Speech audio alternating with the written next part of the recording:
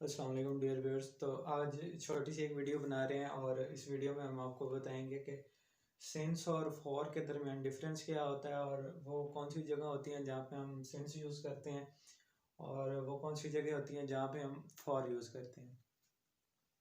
अगर सिंस का देखा जाए तो since represent specific point in time, यानी कि एक टाइम लिया जाए तो उसके अंदर कोई भी एक जो स्पेसिफिक पॉइंट होगा उसको जब हम दिखाएंगे तो उसके लिए हम सिंस यूज़ करेंगे।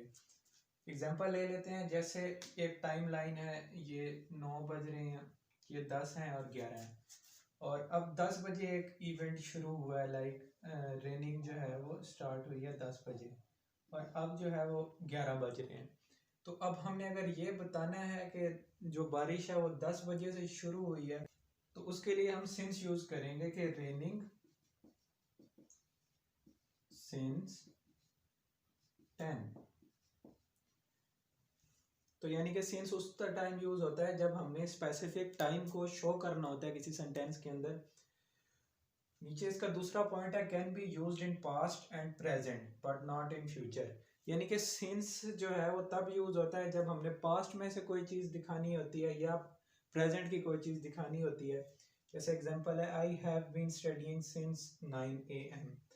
तो इसका मतलब है कि वो बता रहे हैं कि मैं 9 बजे से पढ़ रहा हूँ। तो ये इस वजह से क्योंकि स्पेसिफिक पॉइंट ऑफ टाइम है 9, तो इसलिए इसके साथ हमने सिंस यूज़ किया है।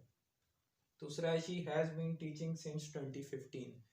तो इसका मतलब है कि क्योंकि 2015 भी एक टाइम लाइन है, स्पेसिफिक टाइम है, तो इसके लिए इसके साथ भी हमने सिंस यूज़ किया। फॉर की तरफ आए तो फॉर जो है वो ड्यूरेशन ऑफ टाइम बताता है।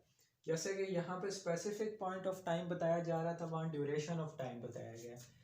टाइम लाइन मौजूद है, जैसे कोई भी एक्शन यहाँ पे हुआ है, रेनिंग स्टार्ट हुई है, तो अब यहाँ पे हम ये नहीं कहेंगे कि रेनिंग सिंस 10, बल्कि हमने ड्यूरेशन ऑफ टाइम बताना है तो फिर हम लिखेंगे रेनिंग फॉर 1 आवर।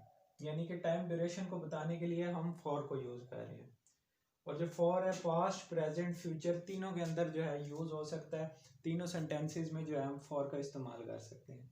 एग्जाम्पल है, I have been studying for 3 hours, यानी कि प्रेजेंट में बताया जा रहा है कि मैं 3 घंटे से पढ़ रहा हूँ।